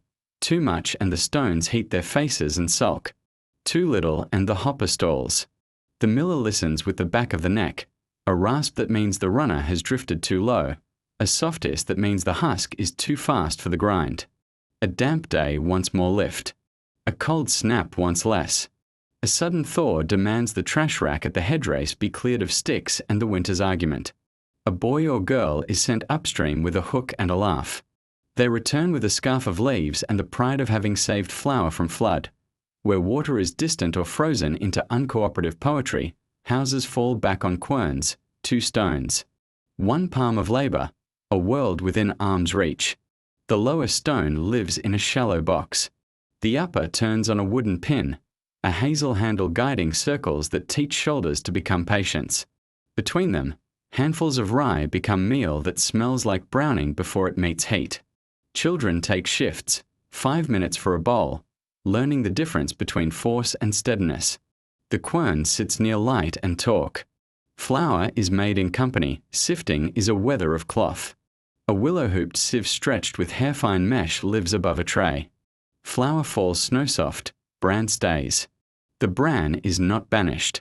It becomes porridge and poultice, becomes animal kindness in a pail, becomes the brown line on a baker's peel that keeps loaves from learning to stick. Bolting cloth, when trade has been gracious, turns out festival flour, white enough to make a wedding cake on a saint's day, rich enough to make knocken or strudel that taste like the mountain learn to dance. Bread and mill begin and end each other. On bake day, sacks walk home cradled. A portion is saved for sourdough mother who never slept truly, only dozed. The oven reads this flour differently than the last. Rye chooses dense, wheat chooses hopeful, buckwheat chooses honest pancakes with apples. The miller eats the same loaf as the neighbour who paid in hides and the widow who paid in help. Flour cancels hierarchy in winter villages. A crust taps hollow on the rack. The mill has done its sums, maintenance is liturgical. Bearings see tallow and soot on Thursdays. Gear teeth get a whisper of pitch on Saturdays. The trash rack is combed at every rain that feels like April pretending to be June. The race is de-iced in the mornings with poles and curses that sound like prayers. And the tail race is checked for undermining that would teach foundations to travel. Stones are covered in summer with linen caps. Mice are persuaded elsewhere with peppermint, and a cat that knows contract law trade passes through the mill like weather turned useful. A sack for a day with a scythe in June. A peck for a morning at lambing. A scoop for tinsmith's visit when kettles needed new lips. A file visits. The mill's bill-dressing chisels sing on it briefly and return to their hook. Wire appears like a swallow and becomes a sieve seam or a lantern handle. The mill is not a shop. It is a crossroads where labour meets season and leaves changed. Dangers are counted without drama. Flood is a fist. Ice is a saw. Thunder is a vote of no confidence in mill roofs. The sluice log is kept by the door. If the stream grows greedy, the log drops and water returns to its original pronunciation. A wheel can be chocked, a gate pinned, a ray shut. Sacks of flour on a high shelf become the last reliable weather forecast in a foolish week. People do not tempt water. They collaborate with it. When the mill sleeps, it still remembers turning. The gear teeth, smoothed by a winter of grain, look like smiles. Stone dust lies in commas on beams, a punctuation of work on the page of the room. A lamp, fish oil, or a new tin of petroleum that arrived the last good road day, hangs low, making the flour glow like fog caught in a basket. Outside, the stream practices night voices. Inside, sacks breathe slowly and the broom rests bristles up so mice will consider other careers. Spring will rise and with it water, green, and hay. But flour is winter's vocabulary of courage. In the hand it feels like a promise. In the bowl it becomes method. In the oven it becomes time you can slice. Mill, quern, sieve, oven. 4 corners of a square room where hunger turns into arithmetic. The mountain approves that the village keeps such a room. Summer is the long breath that rescues winter's sentence. In the Alps, hay is not scenery. It is architecture, cut, cured, stacked, and roofed so that animals can turn it into heat when the valley turns white again. Meadows become workshops. Air becomes a kill. Sun and wind are hired hands who must be scheduled, not trusted. When bells lift a pasture, the village drops to its knees among grasses with scythe, rake, and fork, writing next winter's comfort one swath at a time. The scythe is a conversation with slope. The snathe, handle, is fitted to the mower, not the other way round. Grip set by fist and elbow measure, the lower grip a shade forward for steep ground. The blade, if steel is kind this year, arrives long and shy. If not, an old blade is peened on a small stake anvil set in a stump. Light, even taps that draw the edge thin without turning it mean. Honing is a river ritual, stone dipped, 3 strokes inside, 2 out, a wipe on the trouser leg, a glance at light. Cutting is low and level, half moons that kiss soil without kissing rock. Rhythm matters more than strength. A good scythe sings ss while grass lies down grateful rather than surprised. Grass has a clock face. Cut after dew lifts, before noon winds brag. Lay in wide, honest swaths that air can read. The rake is as important as the blade. Teeth of ash or beech, head pegged into a handle that will not twist under a day's persuasion. Tedding, turning hay, happens when the wind says so, not simply when the sun asks. Clouds make their own appointments and the field obeys. Children learn to flip with a wristy lift that doesn't claw the ground. Elders judge by sound. Wet hay slaps, ready hay whispers, perfect hay rustles like new paper. Edges of meadow are botany lessons with manners. The first swath is given to bees and boundaries. Time hums, gentian watches, arnica keeps its gold. The mower leans inside the line so flowers can finish their summer sermon. Ditches receive their own day, because water argues differently there. Banks are cut uphill, safe, slow. Anthills are islands, left as navigation for larks and for boots that will cross here in winter. Transport is a geometry of modest loads. Poles become A-frames that carry hay without bruising it. Ropes are bast or hemp, softened with tallow so they don't bite. A harp sling, 2 poles and a net of cord, walks up the steepest ribs where a cart would roll itself into foolishness. Where wheels will go, the cart's naves are greased with tallow and soot. Its shoes wrap iron sparingly, or wood cleverly, to keep the lane quiet and the hill unscarred. On the best days, the breeze becomes a partner and the whole slope seems to move upwards inch by inch as if gravity had agreed to a truce. Drying never forgives presumption. If a shower threatens, hay is cocked, lifted on little tripods, hewstock, so air can walk underneath and water can forget it. In wind that thinks too highly of itself, hay is rowed and weighted with a few green poles or a string woven from last year's linden bast. Nights of heavy dew earn a morning turn and a late start. Afternoons of clean sun earn a final comb that leaves nothing sulking. The rule is old and short. Green is hope, scent is proof, sound is truth, lofts are lungs. Barn doors open like upper lips to drink wind. Shutters are propped with forked sticks so air can pass and not slam. The loft floor is bordered with gaps like staves in a song. Hay rises in lifts, never in panic. A child is posted as dust warden at the ladder. If the air turns brown and sweet, the fork slows.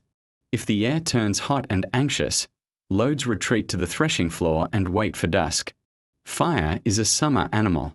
It is fed by hurry and pride. The village extinguishes both with method and jokes. Where barns are distant, hay becomes houses outdoors. Hewshober, conical stacks, grow around a central pole. Each lift laid like shingles, thatched with itself against an unkind week. A hat of bark or a circle of old thatch travels to the top on a fork. A withe of hazel ties the last lift neat. The ground is stooled with saplings or stones so damp learns manners from air. A ring of nettles is sometimes left uncut around the base. Cattle dislike their opinions and keep respectful distance with hooves and tongues, tools of few and deserve manners. The whetstone lives wet in a leather stonehorn at the mower's belt. The peening hammer sleeps in cloth with a smudge of oil. The rake teeth are combed at day's end, not day's start, so morning begins ready. A hay knife, serrated, long, hangs by the loft ladder to cut blocks from winter stacks without collapsing the wall. In houses where iron is short, even this knife is toothed wood and patience. It works because hands remember how to let tools do the thinking. Food for heydays is portable and correct. Polenta squares fried in morning fat ride in cloth. A slice of speck folded in rye is salt and luck. A heel of cheese grated over cold bread becomes sufficient reasons. Water is kept in shade inside a sock, the wool acting as a cool argument with sun. A small bottle of vinegar turns it into posca, sharp, kind to throats that argued with dust. At noon, hats go over faces, and for 5 minutes the meadow listens to human breath as if it were wind. Neighbors make the meadow shorter. One household slope edges another's. When one is finished, forks march as if summoned by a bell. No debts, only calendar wisdom that no storms do not respect fences. Songs move with the line, call and answer that keep strokes even and hearts agreeable. Children are promoted to sled duty, pulling small drags down to the lane, laughing when hay tries to become river. The last work is tidying the weather. Stubble is combed so spring will be less tangled. Field edges are trimmed where mice would hide ambition. Rakes are stood teeth up so rain will not warp them. Scythes are dried in shade. Stone horns are topped and hung by the door. A hand of hay is left on a fence post for luck, someone says. Really, it is for birds who worked as hard as anyone today. Night returns the slope to the shape of a bed. Lofts breathe slow, sweet. Cats practice the grammar of hay, sinking and stopping, dignified even in delight. Bells come down loud. The flock in the high meadow settles into a tinny twilight. At the table, hands smell of chlorophyll and iron. Wrists are nicked with tender confessions. A bowl of soup tastes like a meadow's minutes distilled. The house sleeps with a full loft and an easier winter die in January. When wind shakes the door like a debtor and the barn steams with grateful animals, hay speaks back through breath and milk. Each forkful is a page from July. Each mouthful, a line that warms stone. The mountain approves this arithmetic. Grass plus method equals warmth.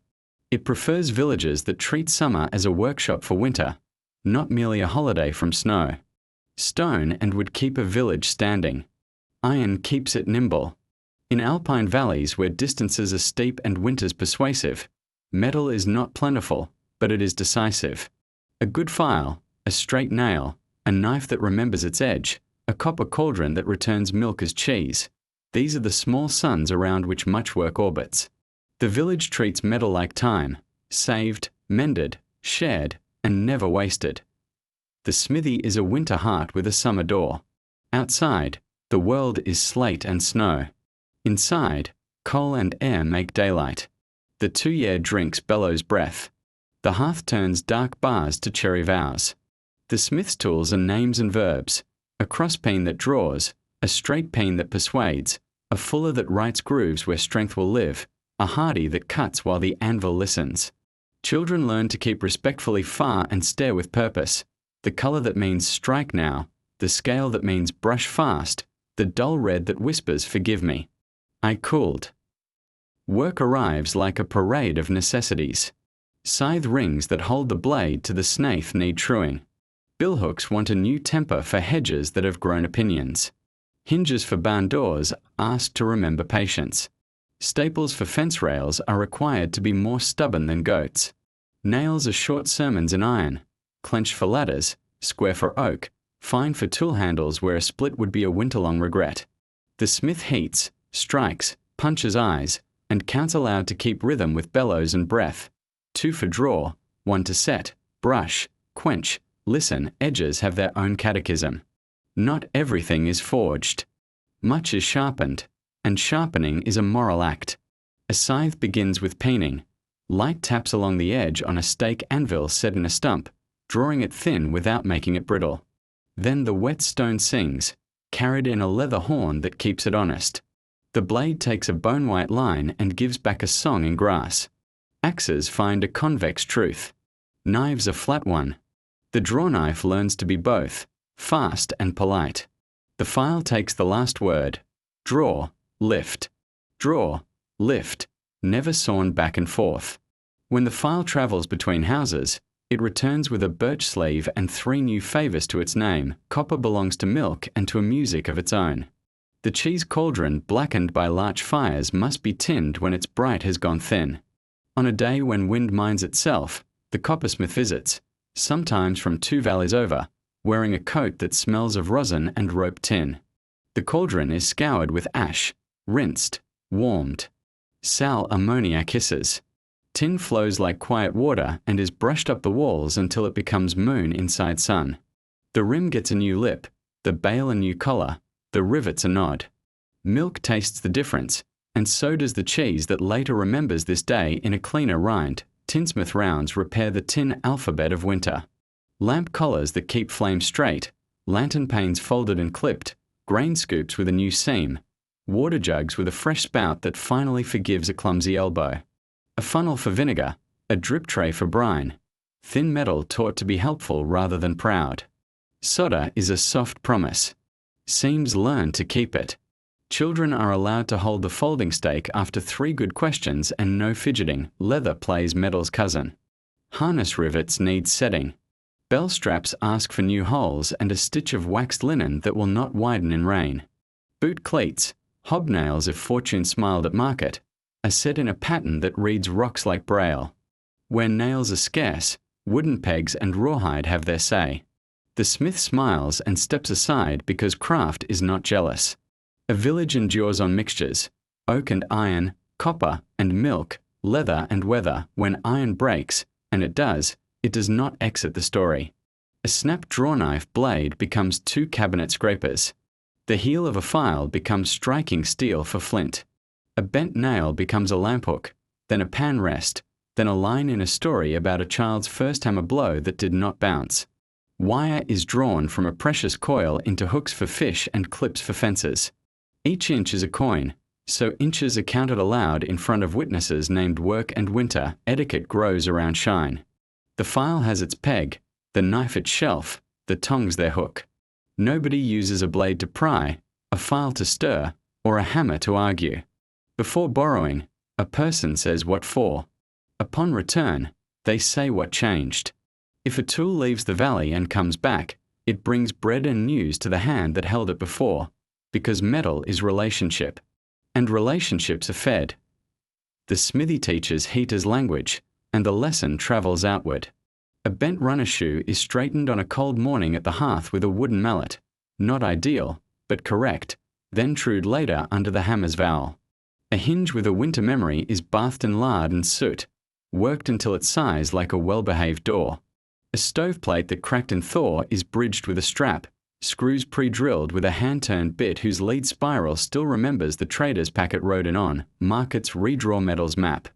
A peddler appears on the white road with needles like stars, thimbles, hooks, a tiny rasp, perhaps a saw blade wrapped in wax paper. Salt trades for steel. Wool trades for wire. Cheese buys a file with teeth that sing. These are not purchases. They are adoptions.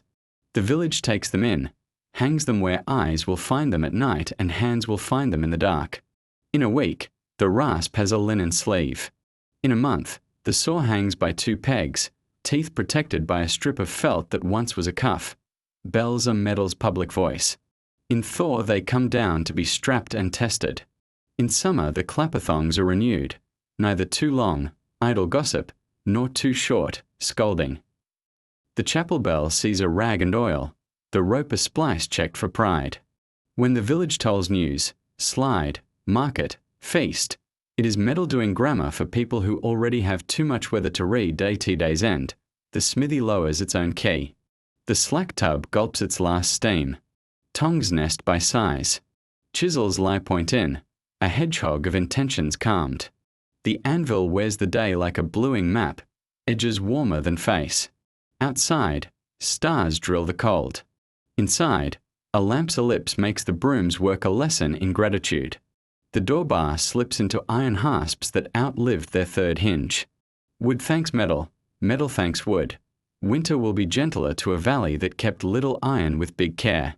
A scythe that peens truce shortens hay days. A cauldron that shines inside fattens cheese. A hinge that forgives thaw makes paths faster. A file that still sings keeps edges honest across crafts. The mountain approves because it prefers precision over drama. And the village sleeps with the comfort of counted tools. Present, sharp, placed, promised to tomorrow. When snow withdraws into the creases of shadow and the passers remember the shape of their own footprints, the Alps reopen. Not suddenly, like a door flung wide, but like a book you left face down, you lift the page. It sighs. The line continues. Villagers, wintertight and sober, loosen their belts. Pack saddles come down from rafters. Bridges are red with hammers and eyes. Wayside chapels add new soot to their lamps. And the long negotiation of market season begins in green. Pack saddles are furniture for animals and must be polite. The crosstree is ash or larch, shaped to a slope of ribs, not to an idea from a flatland drawing. Pads, felted wool, boiled and beaten, spread weight from shoulder to hip. Belly bands of leather get a spring drink of tallow and a firm talk about not pinching. Breeching, the backstrap that speaks downhill, is tested with the hand as scales, tight enough to hold a barrel at a trot, loose enough not to teach saws. A sawbuck carries sacks well. A clamp saddle grips barrels like patience. A side sling walks baskets that prefer air. Each rig earns its own knot and its own way of being thanked at day's end with a rub of fat and a word. Bridges remember winter as bruises. A pocket hammer reads planks as stethoscope.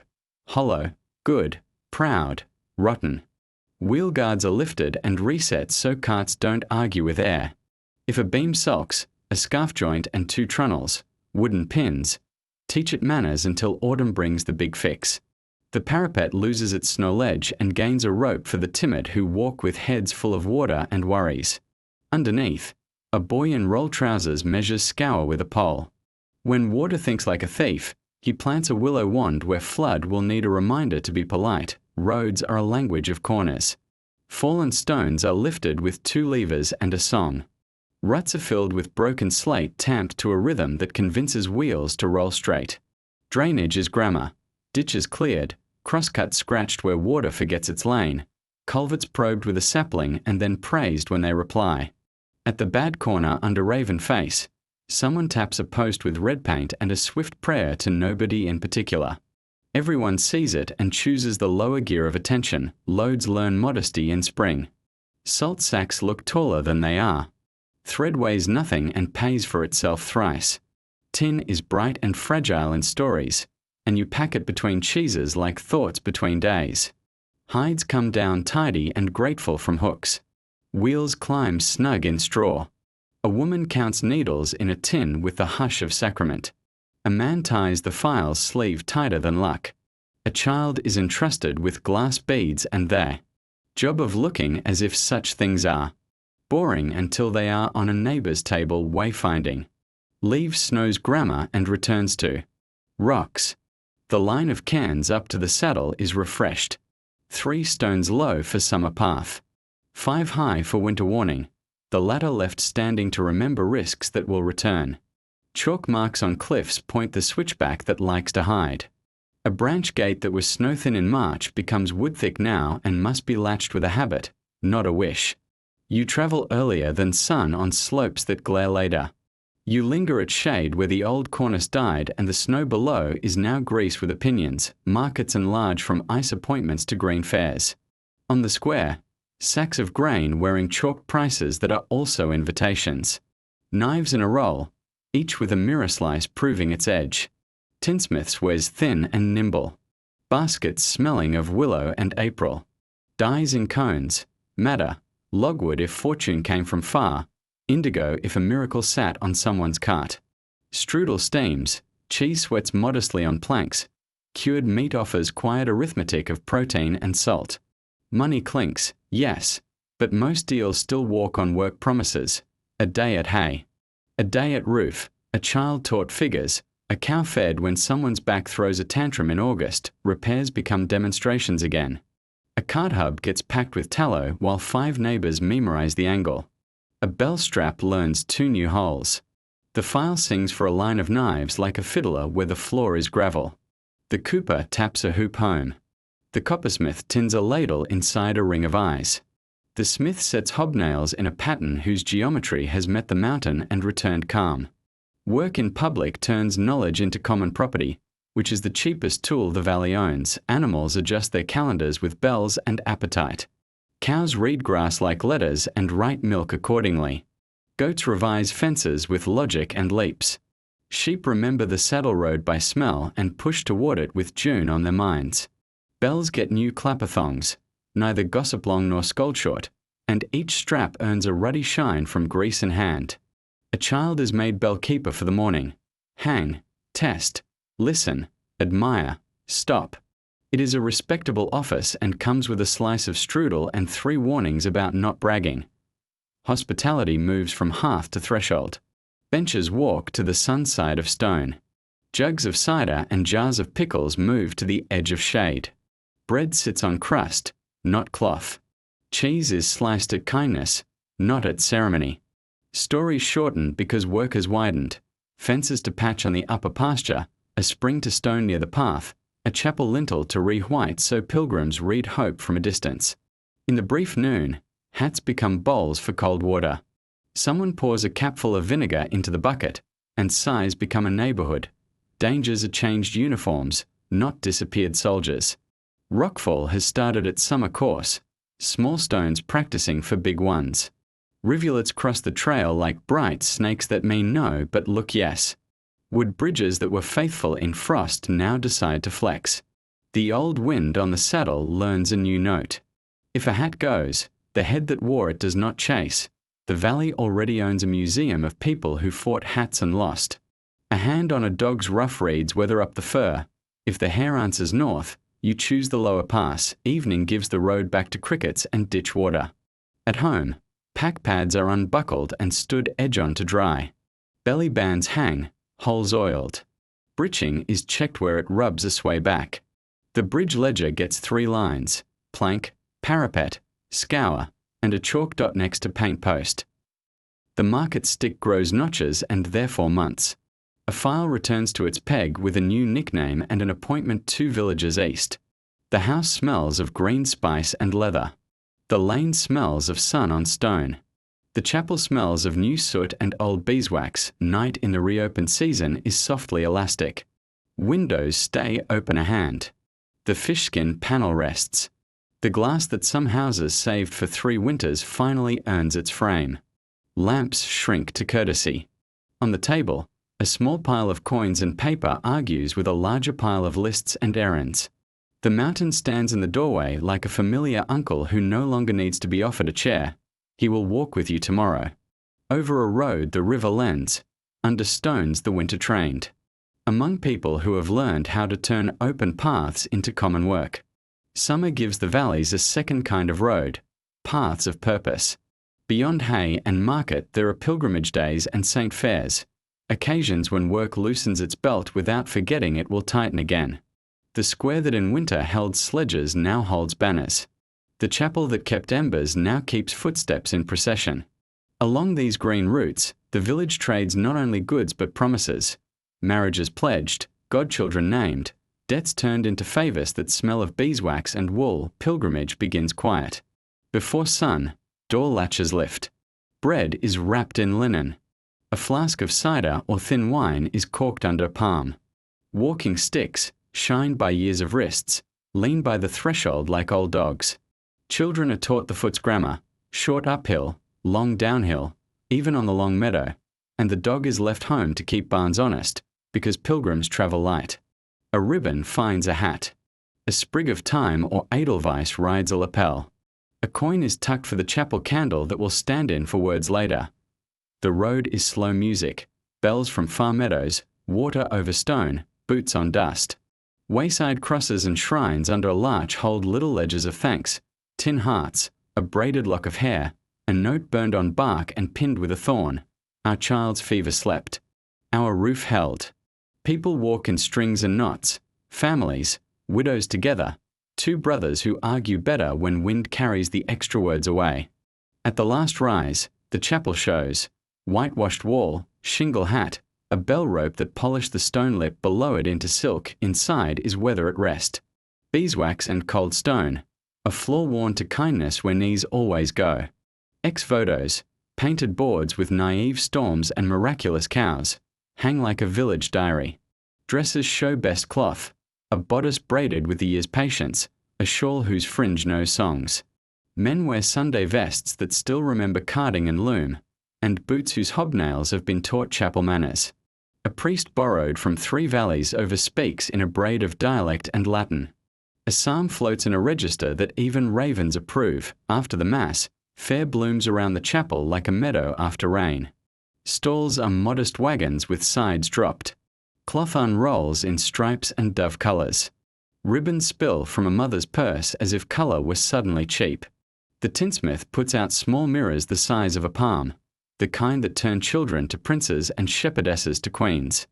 Woodcarvers show spoons that remember rivers, bowls that remember trees, pilgrim badges rubbed with graphite to shine like coins.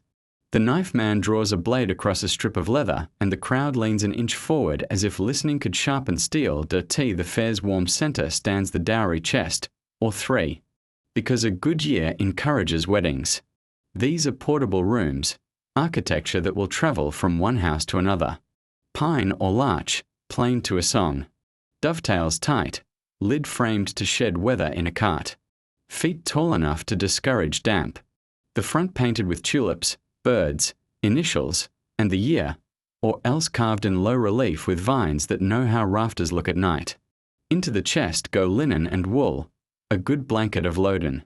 A table board with a brave edge, a pair of candlesticks. A salt box, because a kitchen without salt is a winter without sense, and, if fortune was kind. A small copper pot that will always be polished an extra minute on feast days. Some dowries are skills rather than piles. A woman brings the pattern for a stocking heel that never wears through. A man brings a scythe stroke that makes short work of July. Both bring songs and stories, which keep a roof light on long nights. Promises are spoken plainly. Fence help in August, sheep days in October, a loan of the file when knives forget themselves. Hands meet. Coins may travel. What matters is neighbours gained and small certainties placed on the same shelf as flour and faith. Food at a Saint Fair is bright patience. Strudel flaking like paper. Case noodle that taste as if cheese and bread decided to marry.